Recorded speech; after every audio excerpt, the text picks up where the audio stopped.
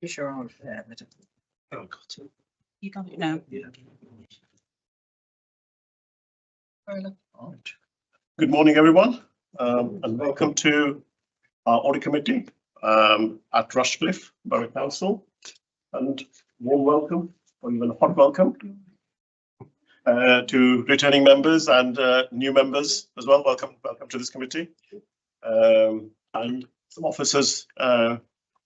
Richard, who is our Executive Director of Resources. What were you titled, right? You have. Welcome to your first meeting. Thank you very much. Right. So in terms of introductions, I'm Shail Shah. I'm independent chair of this meeting. And if we maybe go to that. Yeah, so good morning, everybody. My name is Richard Williams. As Shail said, I'm the Executive Director of Resources at EMCCA. I've just passed my 3-month anniversary with the Combined Authority. As well as being Executive Director of Resources, I'm also the Combined Authority's designated Section 73 officer, which is effectively the Chief Finance Officer, equivalent to a Section 151 in a local authority. Hi everyone, so I am Bethan Vance. I'm the audit manager on the external audit team for EMCCA. So I work alongside my colleague Mark Surridge, who is partner on the audit, and he's the UK sector lead on local government at Forvis Mazars. I've been with Forvis Mazars for about 8 years now, and I work across local government and NHS sectors. Good morning, everyone. I'm Councillor Professor Cecile Wright, and I'm Councillor for Derby City, and this is my 2nd year on this audit committee. I'm Councillor Steve Carr. I'm representing Broxtowe Borough Council on this committee. Nottingham City Councillor Michael Edwards. Nottingham City Council Graham Chapman, substitute. Martin Shipley, audit manager for CMAP, who are the internal auditors for CMAP then, for EMCCA. Hello, I'm Lewis Whitbread from Chesterfield. I'm councillor for Aslandon Rother, Derbyshire County Council. Morning, everyone. I'm Jim Vernon, councillor for Carlton, and I'm chair of governance and ethics at the county. Chris Payne, I represent the Derbyshire District Councils, and I'm a councillor for High Peak. Good morning, I'm Judy Staten. I'm a councillor in the Chesterfield Borough, and I'm representing Derbyshire District and Borough Councils. I'm Emma Cowley, I'm Head of Governance at EMCCA. And I'm Catherine Stevens, I'm Interim Head of Legal at EMCCA, acting as Deputy Monitoring Officer today. Thank you, everyone. As you've noticed, the meeting is live streamed, and I think it's assumed that your acceptance of the live streaming and the meeting is recorded. I think yes. Apologies for absence. Have you had any? We've had apologies from Councillor Patel, who's being substituted by Councillor Chapman, and we've also had apologies from Councillor Kieran Morgan McKean and Mayor Abrahams. Declaration of interest. Any members have any declarations of interest? Any items on the agenda? Thank you. We've not received any questions from members of the public, and I can't see any members of the public at the moment. Minutes of the last meeting. Are we happy to approve them, or would we like to go through them on a page by page? If we're happy, then we can approve the minutes. Just a comment. It was nice to see all of the comments listed. I think there was a comment at the previous meeting that the minutes for the meeting before that hadn't been recorded with all the comments. So thank you. Thank you, Councillor Payne, and thank you to the governance teams. So the next item 6, is the appointment of vice chair for this meeting. Nominations. I'd like to nominate Councillor Professor Cecile Wright. I accept. Nominations.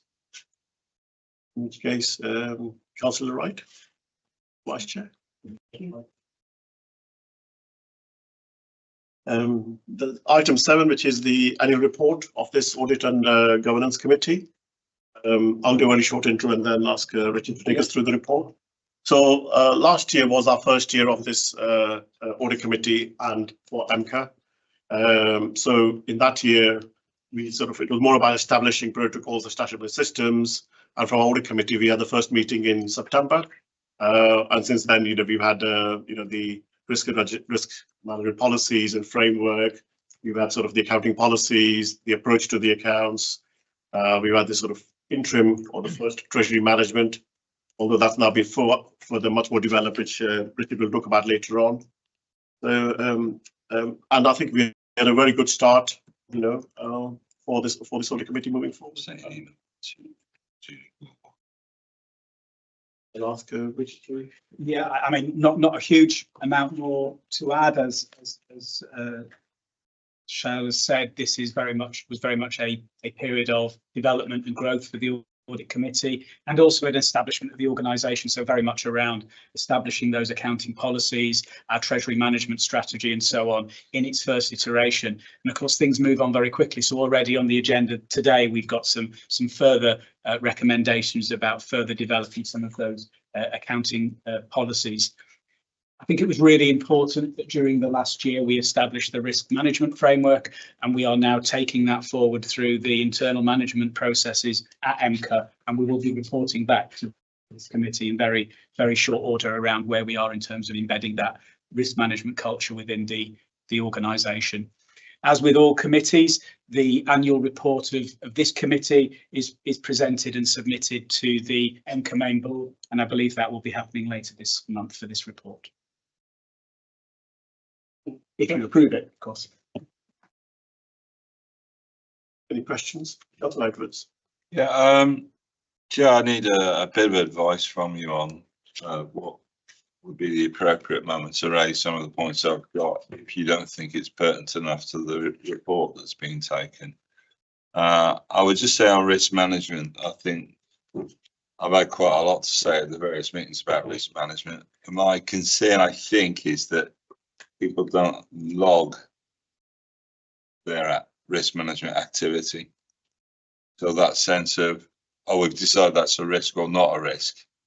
They don't actually log, so we can say, oh, it has actually made a difference. So I would just ask, I know I've rehearsed that, whether that's in the report. If it isn't, when's the appropriate time to re-raise it, in terms of, can we just have a sense of keeping a focus on logging the activity of risk management so we can demonstrate the difference that's been made.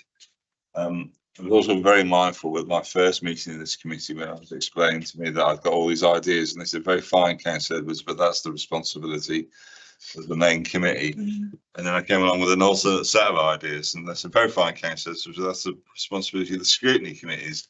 It's not the responsibility of audit.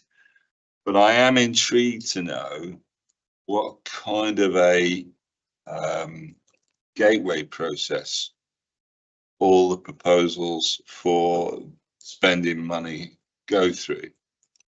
So we used to do a gateway review where I was, when you were setting something up for the first time, you actually went through a process of, so right, have we got it? We know what we're dealing with. So my question is have we been doing gateway reviews for all the new expenditures that we're doing? Not that they haven't gone through some kind of process somewhere else, because these ideas always come from somewhere else. Have we, in the East Midlands Combined Authority, done our own gateway review for each major proposal of expenditure? Again, is that something that should have been shown in the report? I'll take your advice, Chair, but there's that. So the two things about stressing risk is, are you logging what you're doing? And secondly, have you actually therefore done the gateway reviews? Because there's all these, this is the start, isn't it? This is all these new things that are starting here this year. Have we done the gateway review on that? There may be some other stuff, Chair, but I can start with those two, please. Thank you, Councillor Edwards. So we're expecting a full, bigger risk management report at the next meeting in September. But I'll let Richard. Yeah, I mean, indeed, yes. So I was just going to say we are going to bring an update on risk management, just how we're actually practically implementing. Because it's fine just to have a risk management report and lots of tables and stuff, but it's actually how you practically manage it and implement it It's not just about identifying the risk, of course, it's about what actions you're taking to mitigate that, to minimise the chance of it happening. So I will be bringing a much fuller report to the committee. And in fact, at the last committee, but the committee asked us to have a particular focus on inflation-related risk and on organisational culture and design risk, and I'm very much minded to bring that back. But I wanted to make sure that I'd had the opportunity to embed that with the council, the combined authorities strategic leadership team before then I brought back what we'd agreed in terms of practical implementation next time. I'm afraid, Councillor, in terms of your second question about the gateways, absolutely, we have some very, very clear controls around how we approve and authorise spend. But at the risk of being told a third time, it's not for this committee, but there are absolutely, through all of our other committee processes and through the EMCCA main board, absolutely clear approval limits about who can approve what level of spend through those committees, but also through those committees as recommended to the EMCCA main board. In addition to that, for smaller expenditure, there is what we call an officer scheme of delegation, which allows officers in consultation with the mayor and myself to approve smaller expenditures. And in fact, at the EMCCA main board on the 16th, we approved a revised scheme of delegation, again, to embed and further embed that gateway before we commit significant sums of money. So I can assure you that process is set up. It's probably worth also saying that at the main board that's coming up in the 21st of July, we'll also be approving what we call the single assurance framework, which again is a means of which we monitor and control how we're approving spend and business cases. Catherine, as monitoring officer, do you want to add anything to that? I don't know, Councillor Edwards, you can come back. Yeah, I understand the point that it's not us to do the gateway review. However, I think there should be logs, these gateway reviews, and that should be presented as evidence to the audit committee. You said it's okay, Councillor Edwards, we do it, but I'm afraid I think audit has a responsibility to say, show us the evidence that it's done. I think the other risk of saying it's not for audit committee to do is that sense of sometimes you do need to test the quality of what's being done. So I understand your point about, well, it's not for us to do them, but I think there might be an argument to say that we should see one of them and say, this is quality stuff. And I hate to do this in audit because you come across as such a misery. You know, you don't trust people, you know, but I almost feel it's like it's in the constitution. It is our job to doubt you a little bit. Yeah. And so if you wouldn't mind not taking it personally, can we please, can you start putting the logs together that says, these are all the reviews that we're doing. And actually, we'd like to offer you one to have a little look at to show that we've actually got the methodology right. Yeah. So we'll take that as an action if the rest absolutely is supportive of that. I was going to suggest that would be the responsibility of internal audit, and then if there were issues arising from internal audit, you would get a report on the results of the internal audit. Would internal audit not address that? Some of that in terms of actually the probity of whether once decisions have been made to spend that those the approach. Don't look at how the decisions are made. No, I think that's the point. Is more about how the decisions are made. Right. Case. Yeah. For that. Yeah. Councillor Vernon. Dave, also excuse my ignorance, coming totally blind today.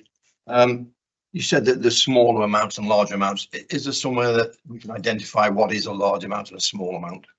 Yes, I think it's like a million. Yes, it is written within our constitution where the delegations are separated. We've currently, as of the 16th of June, got a key decision limit of £1 million.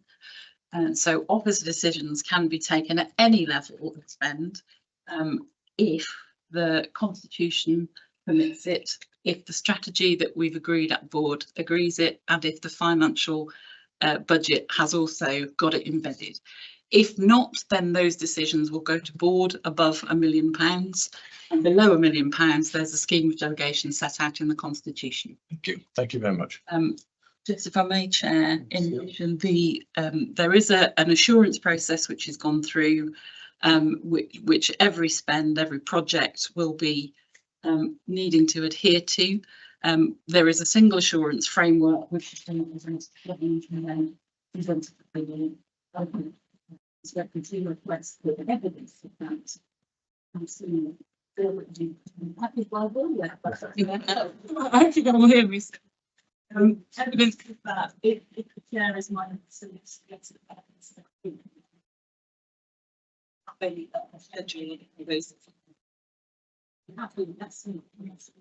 also consider certain things those activities that really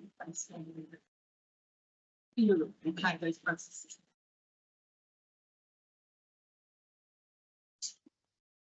So, as Councillor suggested, the investment committee does look at some of them, but we would be like what schedule would it be like a list? I think if his mind is to agree a single assurance framework report, which was to come to this committee on a regular basis on development activities. Thanks, Councillor. Probably one of the politest. So a single assurance framework implementation report might be useful here, and ongoing activities could be reported in a way that is easy. Can I also take the point that we've got a chair and a vice chair and we've got internal audit, so there is a sense in which we knew that they were having the opportunity to check. That might be able to save a huge amount of paperwork coming here. Martin. There are a number of audits in the audit plan for 25-26 going forward, which, why not looking at this directly, are looking at the enterprise partnership, bus service provision, transport initiatives and so forth, which you would expect to be going through the gateway process, and by default it will be picked up as part and parcel of those in its particular element of that particular audit. So it's not overlooked, it is in there. It's not in there in its own specific right, it's in there as an objective and a number of controls against several audits that we've already got in the plan. Thank you, Martin. So, Councillor Edwards. Yeah, now, Chair, I really do need your advice on this one, but we are audit and governance. And we were disappointed that a transport and digital connectivity meeting could not be held 2 weeks ago. Now, we offer half an apology for Nottingham because we've got 2 delegates, 2 substitutes. And I was substituting for a guy who got other commitments, so that was well advertised. And a 3-line whip was put on our exec members, and suddenly we were 1 short. So my advice, the advice I'm seeking from you, Chair, is first of all, what is an appropriate moment to ask whether something can be done to enable Nottingham City to have more than 2 substitutes? Because we would like to support the work of the combined authority at every meeting. We want to guarantee a full attendance from our authority at every meeting, and we were just caught because I can understand why you might think you might only want 2 substitutes, but it so happened on that particular day we were stuck and 3 out of our 4 couldn't go. So my question is, Chair, is this the appropriate moment to raise this on the agenda since we're considering governance? But also, what can you do to help us? Because we want to support this organisation in full at every meeting. And whilst 2 substitutes seems incredibly reasonable, for us 2 weeks ago, it couldn't work. No, thank you, Councillor. Yeah, I'm quite happy to take it now and understand because of the nature of EMCCA, and we have a number of organisations, number of constituent authorities, probably likely that it may happen again because we have each of the councils have their own agendas and meetings. My initial thought is asking Jodie, who's a monitoring officer, but I'll prefer to Catherine. Yes, we'd certainly encourage a pool of substitutes. It would be useful to have names in advance so that the proper preparations can be made in terms of nameplates as much as anything, but there isn't anything preventing councils from doing that. We need at least 2 to ensure that we have that cover. But if you would like to put forward more than 2 substitutes, then we'd welcome that. Thank you. I think in the chaos of the day, that wasn't allowed. And it was a shame for us because we were trying to fix it for about a week in advance. So actually, it was a bit worse than that, actually. So could you have a little chat with somebody, make it clear that there's an opportunity to nominate another substitute? I'll take your point about doing it with some notice. I think that's very fair, very reasonable. But we would like to make sure we got 100% attendance at that meeting. No, of course, that's understood. I think the reason for ensuring we have notice is also to make sure that the right people are at the right meeting. So, because obviously we wouldn't want, particularly committees like this, where there's a requirement for political balance, to be, for that good work to be undone. So in advance with a pool is something we can certainly make sure it is taken forward. Do you know who you're going to write to at City Council on that? Not off the top of my head, but I'm sure my colleague in governance may. You'll handle this. Thank you. That's all I need to know. Thank you. 4 points. Assume that will be more a general. Yes.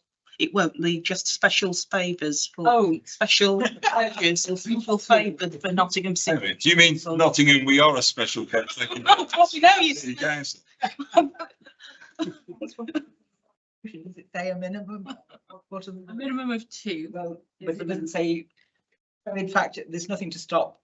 We just need reminding, the proper people need reminding that we can have more than 2. And I shall make sure that that is clarified to all parties following this meeting. Thank you. Are we happy to have a report at a future meeting in terms of the implementation of the single assurance framework as suggested? Absolutely. So if that's noted, then the recommendation we have is to consider and approve the Audit and Governance Committee annual report and for submission to the Combined County Authority Board.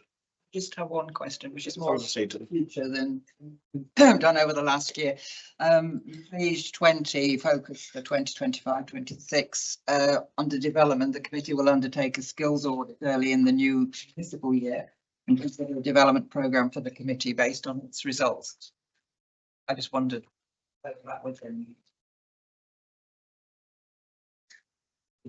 Yeah, so we were, and again, something we were going to suggest a bit later in the agenda, but we're very happy to cover it now, which is just to gauge your interest as members in some additional, potentially online training in relation to your functions within the audit committee, some explanation around how EMCCA finances work, our statement accounts and so on and so forth. We can look a little bit more at the wonderful world of treasury management, all of these things. But we are doing induction next week. There's 2 sessions next week for new members of the of EMCCA. That's a very general introduction to EMCCA. If you were looking for something more specific that we could do from a largely finance perspective, but we could also, of course, as a governance committee, cover some governance items as a package. If there was interest around the table in us organising such a thing, I think finance would be helpful. I mean, maybe with our council's finances and how they operate, but obviously this is a different body. Yes. Yeah, I have one more comment on the report. The choice of photographs, I know it's a bit trivial, but really, when you think about what EMCCA are lining up to do to help Nottingham City Centre, which is a special case, I know, but not really. You could have got some better pictures in there than you think a glorious picture, and you split in 2 halves. But it's not the EMCCA story. And there is a bit of a story already for EMCCA to tell about what it's trying to do to help in Nottingham, and it would have been better to use those photos. And if you stuck it and you say, give me a ring and I'll take them for you, do you know what I mean? Just, I don't know what the idea of showing Derbyshire blurred is either. Or, can you not help Derbyshire a bit more than a blurred photograph of its countryside? But thank you, Councillor Edwards. Yeah, no, we'll think about that for the future. But I think there's a couple of glorious photos of Similarly for Derby the City. church and the tram, the lace market. Well, similar for Derby City. I don't think what you have here embodies the city really. So I think the body is too much because Derby's got too much to say. Of course it has, but to pick the stuff that's converted buildings from 50 years ago You know, we could have done better than that. Thank you, Councillor Edwards. I think the idea was just to have a sort of photographs from across that patch, but I note your comments. So can we move on and consider approve the annual audit committee annual report and for submission to the combined authority county board?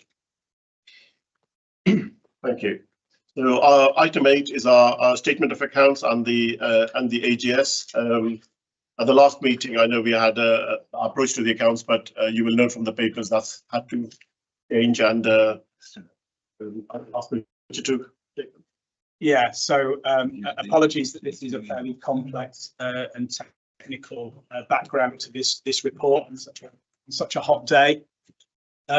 What we're presenting today for your approval, well, to note, actually, the certified draft statement of accounts for 24-25. That's the first full year of EMCCA's existence. And also, because we're required to do so, approve the annual governance statement, which is set out at Appendix B for 24-25, and the condensed annual governance statement for 23-24 at Appendix C. As I said, the draft statement of accounts is in compliance with the regulation to publish unaudited, and I stress unaudited, draft statements of accounts by 30th of June 25 for the financial year preceding. So that deadline was hit. We published and I certified the accounts on the 30th of June. Just by way of comparison, we think around about 75% of local authorities and combined authorities achieved the deadline. We don't have the numbers specifically for other combined authorities. That was, I think, a fairly significant achievement for two reasons. First of all, unlike more mature organisations, the finance team didn't have a set of preceding year's accounts to build on. It's an entirely new set of accounts that were built for 24-25. And secondly, as Shail has alluded to, we believed in good faith, as did our external auditors, as did the ministry, that we would be able to produce accounts for an extended period. That's a period from when EMCCA was actually vested on the 28th of February 2024, right the way up to 31st of March 25. Now, for reasons set out in the report, it came to light that there was a legislative oversight in the creation of EMCCA that meant that we weren't able to offer accounts for the extended period, and therefore have had to produce two sets of accounts. The 24-25 accounts which we've published and which are before you today, and also the 23-24 accounts which are in the process of finalisation, and I'm hoping to publish by the end of this month. Although you do have in the statement of accounts 23-24 comparative figures. So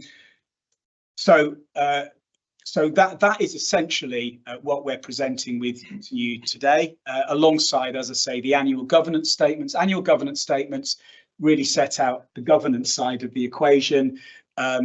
Again, the regulations state that they must be published alongside your draft statement of accounts. What happens next is that, again, you know, we are required to produce our audited accounts with the support of our colleagues from Fovis Mazars by the 27th of February 2026. So these accounts will be represented and republished in their final audited form by February. And what is happening now is that our colleagues in finance and our external auditors are now working together for the audit plan to formally audit the accounts that we've presented to you today. we're also working through what our options are to audit the 23-24 accounts, because they're only accounts for 6 weeks, in the most efficient way possible. And we'll report back to this committee in September what we determine in terms of the best approach to making sure that we have clean audited accounts for both that 6-week period of 23-24 and the full year of 25-26. Apologies, committee members, that is quite a complex and technical story, but it is where it is.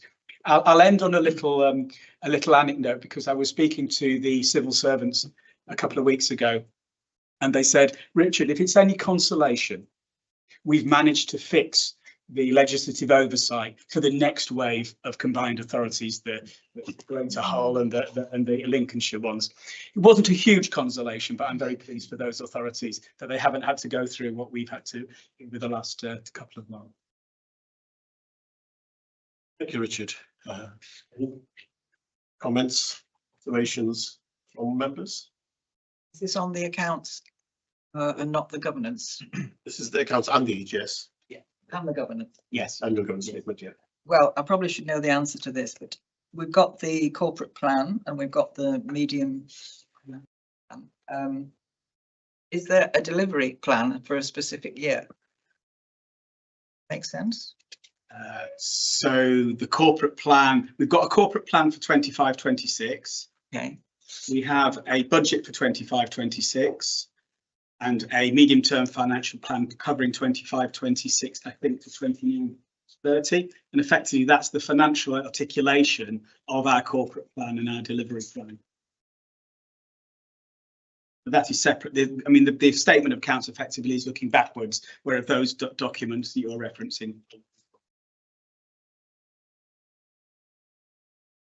Councillor Chapman, what are you going to? I was just wondering what the risks are. I mean, you're a nascent organisation. I was vice chair of EMCCA. And so we went through the same sort of thing. And what you found was that you started accumulating quite a lot of grant. You weren't shifting the money through the door. Yeah. And one of the risks, I can see you beginning to accumulate reserves and provisions and stuff, and one of the risks is trying to push money through the door without proper due diligence. Now, we've been reassured earlier that there are gateways, but how confident are you that you'll meet your programming, and how confident will you be that you'll mop up some of the underspend that we've had from previous years in an effective way?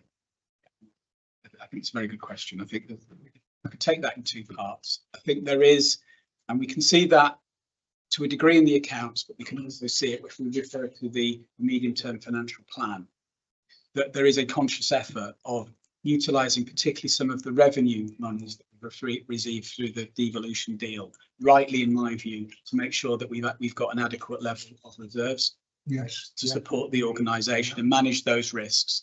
And as you know, at the at budget setting time, I will be required to make a statement on the adequacy of our reserves. So there is a conscious policy to make sure that we have adequate reserves. As a nascent authority that is largely distributing funds, that has an influence on the level of reserves that we require. But once we, for example, become the statutory authority for transport operations, and we're running the bus operation or the franchising operations across the region, I think that puts pitches into a different level of risk, and therefore I'll be reviewing very carefully the adequacy of reserves. I think secondly, you're absolutely right to call out that issue or apparent issue, because you'll have noticed in this statement of account we're carrying very significant cash balances. Oh. The reason that we're carrying very significant, It's inevitable. it is because we are forward funded, and in fact forward funded quite heavily on the capital side. So our investment monies are very heavily forward funding. But of course, what we don't want to do is to rush into doing things. They have to be properly programmed. There are lead times to getting that, to getting those projects and investment projects ready to roll. So therefore, inevitably, there will be a degree in which we will be holding that money before we deploy it. I can assure you that in 25-26, my colleagues and myself on the executive management team are working really hard to identify and pursue those delivery projects so that we are able to support projects and make the appropriate investments in the region. So we accept the inevitability of some of that in the near term, but over the long term to smooth that out. Yeah, that's probably all I'd want to say at this point. That's very helpful, and I think you're obviously aware of the risks. One of the questions that just emerges is what oversight have we got once we've so a lot of the finance will go to third parties. Yes. What oversight do we have, right, over the third parties? Well, I mean, very significant. So if you look at any of our big programs, so just for an example, in 25-26, not this year reference, but in 25-26, we estimate we will be distributing both capital and revenue, about 263 million to constituent authorities and non-constituent authorities, I hasten to add, particularly in and around things like UK SPF, around highways, around integrated, and of course the skills fund, of course, you know. So there's a whole bunch of things that we are doing, and each of those, you know, we are absolutely making sure that we, from an EMCCA point of view, we are in receipt of that grant money from government, and that we have a proper means of evaluating and then distributing those funds accordingly to our constituent members, and all of that is fully auditable right the way back to, you know, the decisions and the allocation formulae. All I would say is that the skills fund in the past has been something where it's required a specific amount of oversight. Yeah. Say no more. I think the chair understands this. Certainly does. You can tell by the smile. Councillor Edwards and then Councillor Payne. Yeah, I was just going to refer to page 38 and the variations there are in terms of spend and budget and outturn.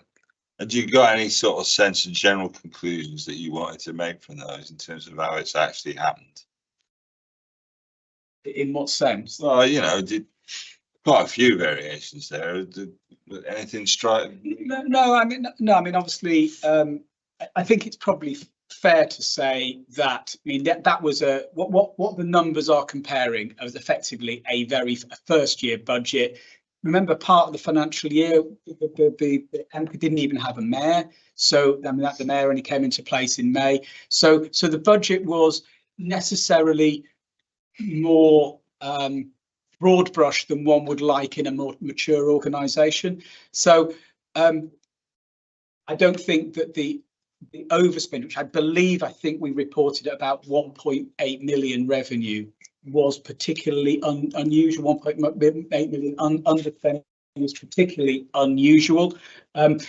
What I can say is that for the budget 25-26, there is a more mature organisation, and therefore a more mature budget against which to monitor. But no, 1.8 million was not unexpected, and in fact, of that 1.8 million, we have deployed some of that to support the reserves position, as referenced earlier.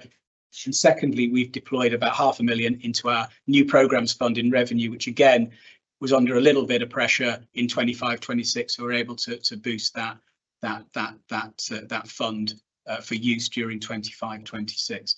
So I would say that yes, we underspent a little bit in 24-25, but we have got clear plans to deploy that into 25-26. Councillor Payne.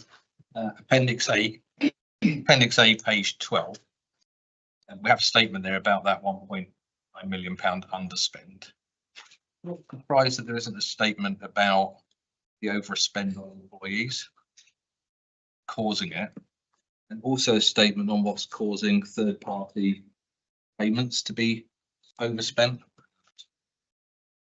It feels to me like we set up an organisation and now we have more employees, or we have more expended on employees than we intended to. Yeah.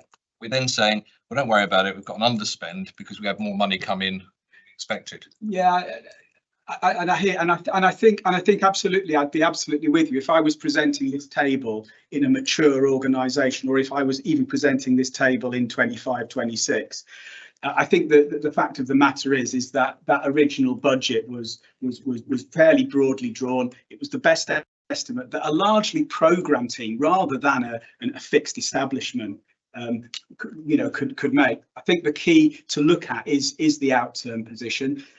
Just to give you by way of comparison, the organisation now in its more mature state, we're probably spending in the order of 14 million on employees, but that's based on a more certain staffing structure that we were building towards to 24, 25. So it really use those. I think take those figures with a degree of caution in terms of the breakdown and classification. I think perhaps focus more on the outturn position. I guess my point is, it feels like a bit of a sleight of hand. If you're a resident of these two counties, it feels like a sleight of hand to say that it's an underspend when there are two significant overspends and no commentary about those overspends. Having said that, and I think it's a fair challenge, having said that, what you'll notice, of course, in the income statement is that we had an income to support that expenditure, again, much higher than we expected in the original budget. So the reason some of that will have been matched. The reason I'm saying this is that in the following year, you'd expect a statement about this. Sort of supports what Councillor Edwards and Councillor Chapman were talking about, is that the more money you have coming in, sometimes you have to employ more project managers and more oversight people. So it would be really good if next time round, when there's a variant, there's a statement that says, well, actually more money came in than we might have expected. Actually shift that out of the door. We need to do something about managing it. Otherwise, it's just money that sits there and you can't properly manage the risk, because you do end up starting to shovel it out the door. I'm not saying it's a negative story. I'm just saying that there needs to be a story there, because it's right up front in the report.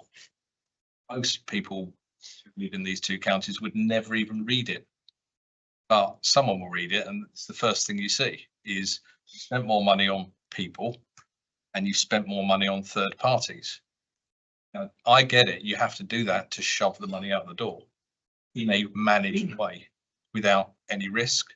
But it did feel odd to me that there wasn't really a statement, and it felt like a sleight of hand to say, actually, it's an underspend.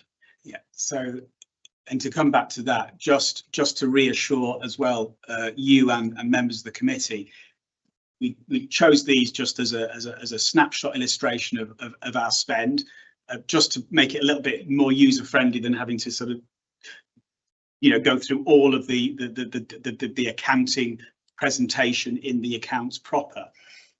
I absolutely accept that they are very, very brief snapshots and beg some questions. Now, I can assure you that throughout the financial year of 24-25, there was a budget update reports were presented to the EMCCA board, and in 25-26 we will be reporting our financial position, including a detailed breakdown of variances against both directorate and employees, supplies and services and so on a quarterly basis, and that has and is coming to the board. And we also, at the last, I think it was on the board of the 16th, 16th of June, we also presented a very detailed outturn report, which broke down these numbers in a lot more detail in terms of where the variances were arising from. That'll do for me. Thank you. Any other comments, observations? Thank you. On behalf of the audit committee, can we thank Richard and the finance team for the extensive discussions you've had. I was not saying negotiations with the ministry, and not having certainty until quite late before the accounts have to be prepared and presented and approved to the board. Yeah, and I think if I could at this point, Shay, I'll just make the point for the record that all of those discussions with the ministry were undertaken in really positive terms. They were as disappointed as we were in terms of what the outcome had to be. extensive legal advice was taken on both sides, and this is the position we found ourselves in. But you know, again, we've made it through that, as it were, and at a late hour changed our approach. But I think we've got to a agreement in terms of what we're able to present, what we were able to publish on the 30th, and what we're able to present to the committee today. Thank you, and that's a testament of the finance team. So the recommendations we have are to note the certified draft statement of accounts, note the changed approach that Richard outlined earlier, and approve the AGS and the condensed AGS for previous year. Thank you very much. So item 9 is the Treasury Management update. I will. What page? Can you just help? 9 is on page 107. 107. What to scroll in to do. Yeah. You have to go to plough that's right the way through the accounts before you get to it. I'm afraid. On screen or.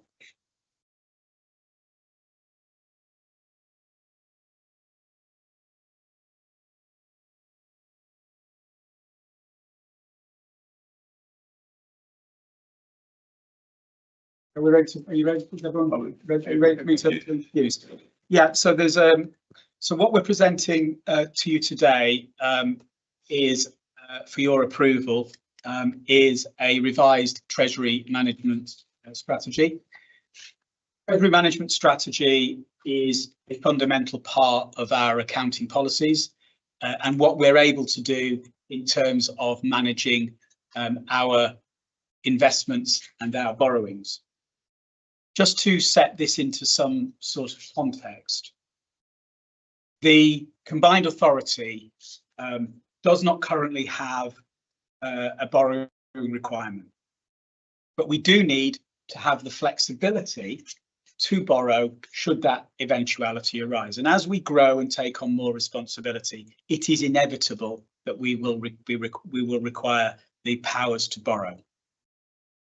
The only powers that I envisage us using in the financial year 25-26 is for short-term borrowing. This would be in the event that we required to borrow cash, maybe even as little as overnight or for a week, just to cover any cash flow shortfall. So we've set ourselves a limit of 10 million for that endeavour. Frankly, and referencing the cash holdings that were referenced earlier, I don't envisage using that either. I would anticipate that the quality of our cash flow forecasting would make sure that we had sufficient funds available on any given day for any given demands. Cash flow forecasting is really, really important because that works out when we need to have money available. So we need to have money available, for example, on payday. We need to have money available when, for example, we're distributing the skills fund. The second part of the Treasury management strategy is about how we invest and use our money. And as has been referenced earlier, we do carry significant cash balances. Because we were a relatively young organisation that when we brought this Treasury management strategy to you in February, we determined that the best and most prudent way of managing those cash surpluses was to effectively use what we effectively lodge it with government. What you do is you effectively lodge it with something called the Debt Management Office, and you earn a fixed amount of interest for monies that you lodge with government.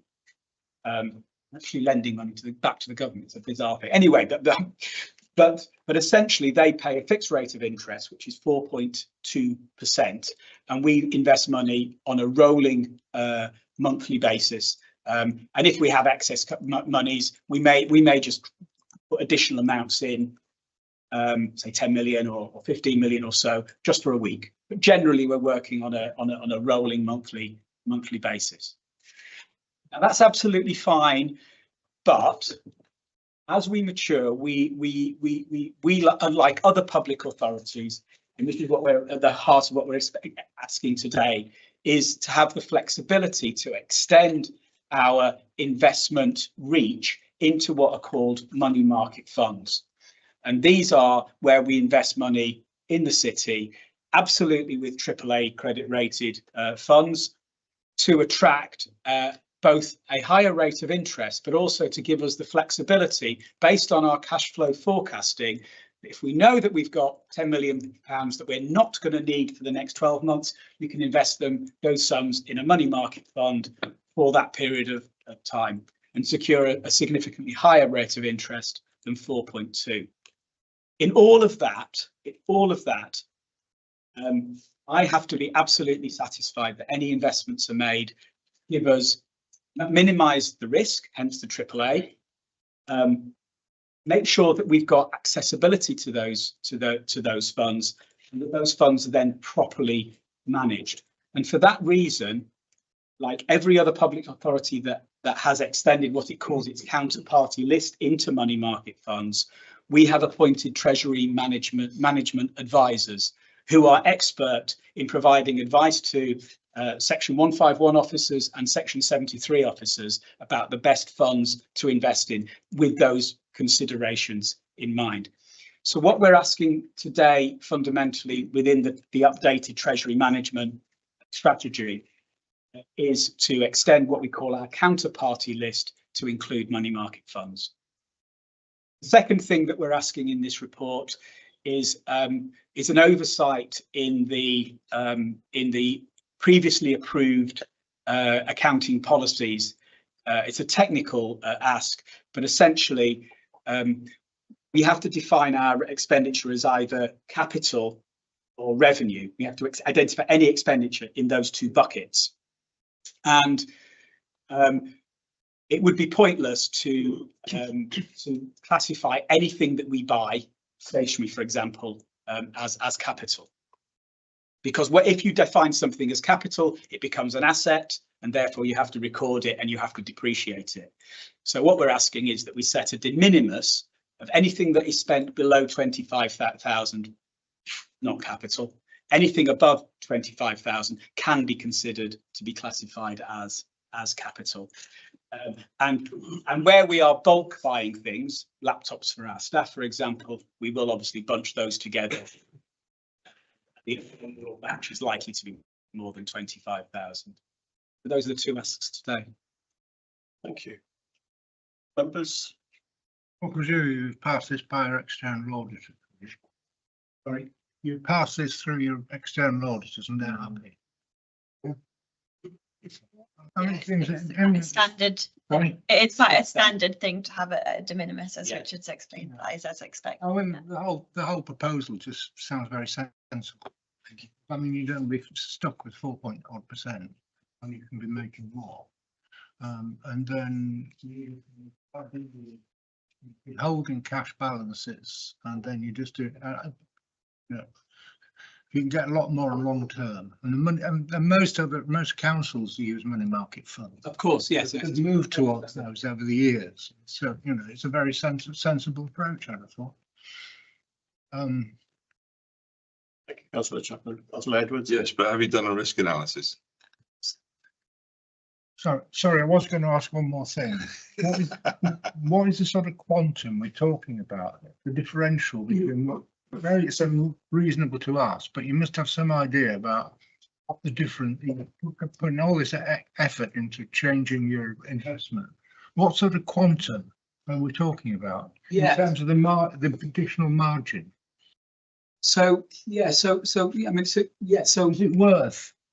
Right, you must. It is, yes, absolutely. Have done a back of an envelope calculation. So I have absolutely, because when I joined the organisation, I took a long hard look at our cash flow forecast and cash balances that we were operating, and I absolutely agree that as a new organisation we had to be fairly. We only took our own bank account in December, so you know we've got to walk before we run. So it was absolutely sensible to have those monies set aside, but you know we're carrying balances 50-60 million at any one time, and right, so actually it was my judgment that actually we needed a more sophisticated 0.5%. Yeah, to get just 0.5%, exactly. 0.5% on 50 million. Yeah, exactly. With a few bob.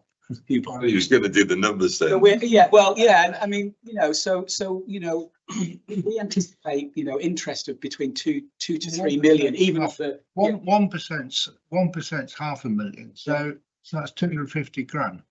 Well, that's all. It's worth having, isn't it? But the really important point on that is you don't then, on the principle of let's not run before we can walk. Yeah. The critical point is to bring in experts who absolutely can make a recommendation. It's more than 250. Yeah. So when I speak to my treasury advisor, I say, look, our cash flow suggests, let's say we have 10 million investable over 6 months and then maybe another 10 over 12. What do you recommend? And that's how we do the risk analysis, working with our treasury advisors. But how much were they going to cost? Offset their cost against your. I think it's a newly approved. Against the marginal benefit on the back of your envelope. Anyway, it sounds sensible. Councillor Shepherd, it's probably below de minimis, I expect. Councillor Edwards, Councillor Payne, and then Well, Councillor. he's rather spoilt the comic timing, but I mean, you know, have you actually done a risk analysis? Right, okay, so then, I mean, I have memories when I was on the county council. 25, 26, 27 years ago, and we had this thing about following the markets. Actually, we had a piece of software that meant that we kind of stuck pretty much with what everybody else was doing, and that was one approach, and that did fairly well. And then there was one officer that actually worked within the council who actually had the ability to judge it better than the software, and did better than the software did. So the gist of it is, you've got a sense that you know how to use the right people to make sure you get the right amount. And I can assure this committee. So I wasn't going to mention Iceland. Now it's been muttered in my ear. So be aware of stories like Iceland, all right? I mean, the committee can be assured that A, we have employed very reputable treasury management advisors who are used by numerous local authorities. And secondly, that I will be taking a cautious approach initially because we are just, you know, step by step into this. So that's part of the risk analysis in terms of that, you know, to what extent we use the money markets and what degree of risk we're prepared to take. And it will be fairly low in the initial period. I can assure the committee. Yeah, in terms of advisors, I think some of the councillors may be aware that the big players used to be Link and Arlink Close, and I think we're using one of the successors to them. Yeah, Link, we're using Link, which is MFUG now. Did they fall for some reason? No, they just got booked. Councillor Payne. It makes a change to be sitting and discussing treasury that's not borrowing. Thanks. Trying to get some money back. I guess on that point, the longer you invest for, the bigger the opportunity to get the higher interest rates. So the question is, on the liquidity risk indicator, how risk averse is it? Because the ability to get hold of money quickly is obviously important. Yes. We've already discussed you don't want to be hanging on to it for too long. So I'm assuming, given your previous word cautious, the 15 million is relatively cautious. Yeah. You anticipate it adjusting as you learn? Yes. But I will always report back to this committee with subsequent updates to the treasury management strategy if we determine that counterparty list or the limits within it will. Because it seems to me that's the pinch point. That's where the risk is, either in losing a bit of interest because you've been too cautious, bring caution to the wind, and then not having the cash when you need it, which sort of ends you up borrowing. Okay. My question is also in relation to risk, and I know it's already been addressed, but I'm mindful of 2008 and the financial. Yeah, I know you've said that other councils, other large organisations following this practice. In terms of the advice you get and the risk analysis that's been undertaken, is there any thought given to the current situation we're in, possible financial? Yes, because, well, yeah, I mean, still suffering from 2008, aren't we? We've just held a tough story. There's always an element of risk, isn't there? Yes. In making any investment. So what the key is to manage that risk. As I said in response to previous answers, the questions, part of the management of the risk is about limiting our exposure overall.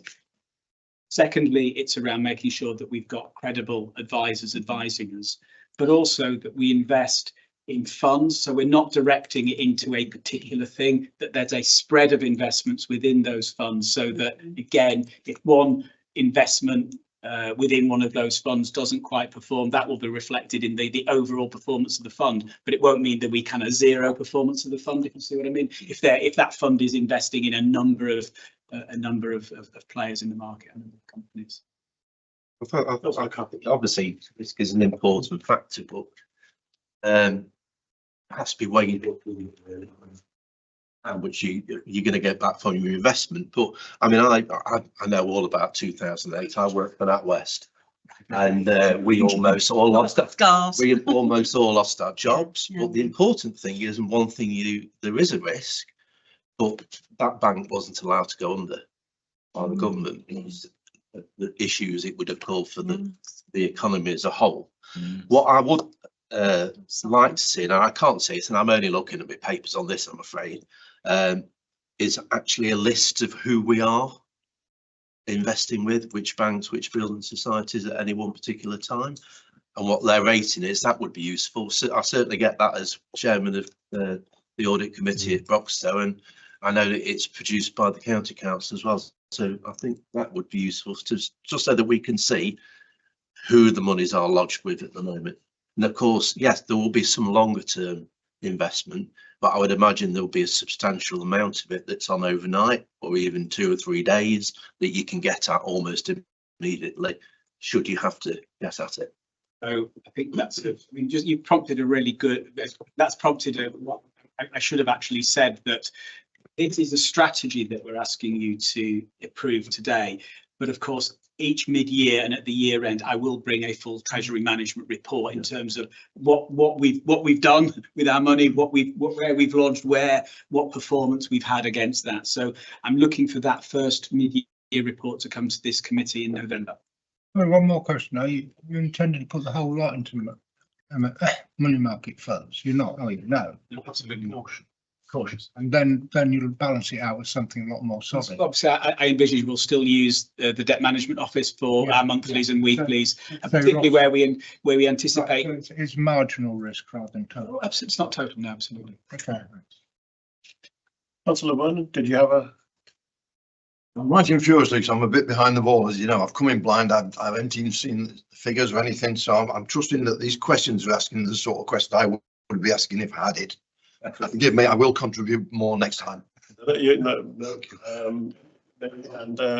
if anytime you feel you need any more information or anything, please feel free to get in touch with any of the officers or myself. Thank you, Chair. Yeah, perhaps, Chair, I'm a layman.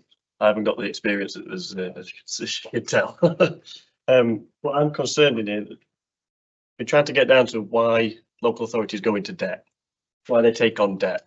The way I've run my household is, unfortunately, don't have it. That's what I'm after. So I've asked them, why are you taking on? Where's the money coming back from? If you're going to go into debts and take on loans, and I understand we haven't done that yet. There isn't any on here, and I'm pleased to hear that. And then it says we're going to go for the same strategies that the constituent authorities in terms of borrowing, but they're not doing very well. So is it best? How are you going to stop falling down the drain like the constituent authorities have done? What safeguards have you got? I say layman, sorry about this, but that's absolutely fine. What are the safeguards to stop the same problems as I've asked at county level? Which direction are we going? And it goes, yeah, it's getting worse. The debts are increasing. We're not getting returns on the investments or the savings to counteract them. So what difference is it here? Because you're starting afresh. We've done it a few years, and then we're going to follow the same trends that the local authorities are taking. Or we're not going to end down the same path. What's the difference? Is what I'm asking. Sorry. Thank you, Councillor Webber. I think that the key difference is between EMCCA and the constituent authorities and districts and counties is they are frontline. They have a lot of frontline services as opposed to EMCCA. But I'll let Richard come. Social care. Big hole. That doesn't relate to that's capital. Thank you, Councillor Richard. Yeah, so I think just to answer your question directly, clearly we've set out in our treasury management strategy, both our borrowing and our investment strategy in that, as we're required to do. We've given ourselves in this treasury management strategy the flexibility to borrow, to do so on a short-term basis or on a longer-term basis should the need arise.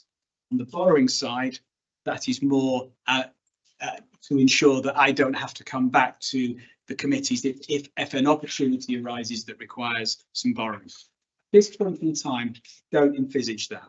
We've referenced earlier that the combined authority has significant capital resources to deploy in major programmes and schemes, and indeed is distributing to constituent authorities in terms of things like highways, maintenance, and so on and so forth.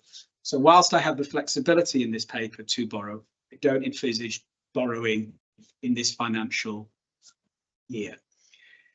In terms of the comparison with local authorities, we are a different beast in many ways, in the sense that whilst local authorities do receive a degree of capital funding, the expectation is that for investment purposes, local authorities borrow to fund those needs and repay that over the life of the asset.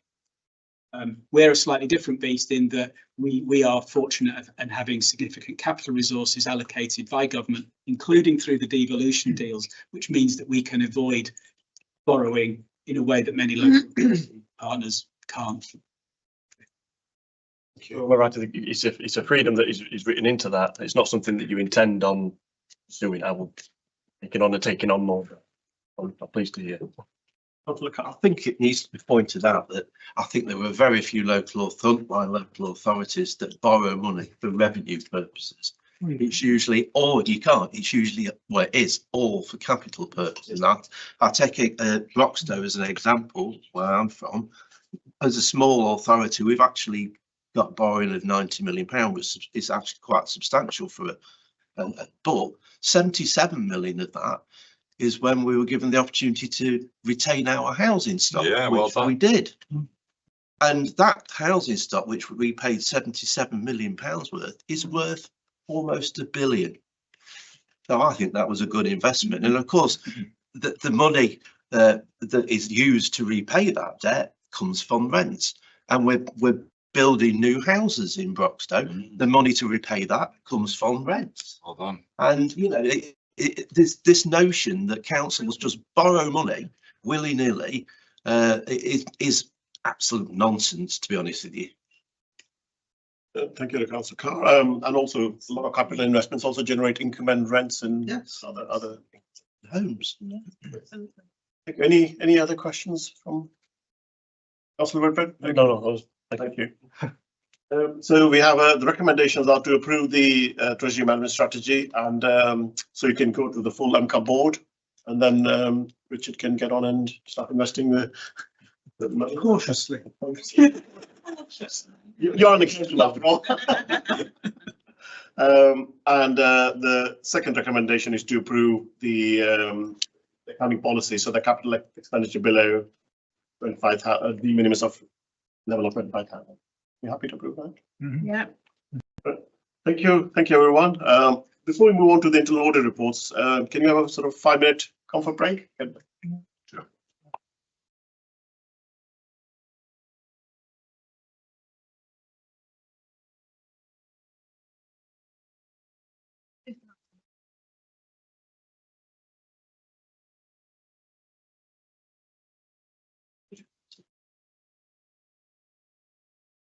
Okay.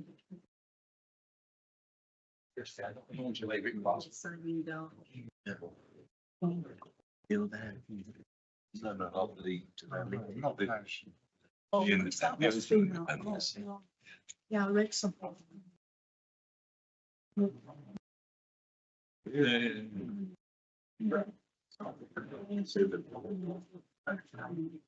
It's not.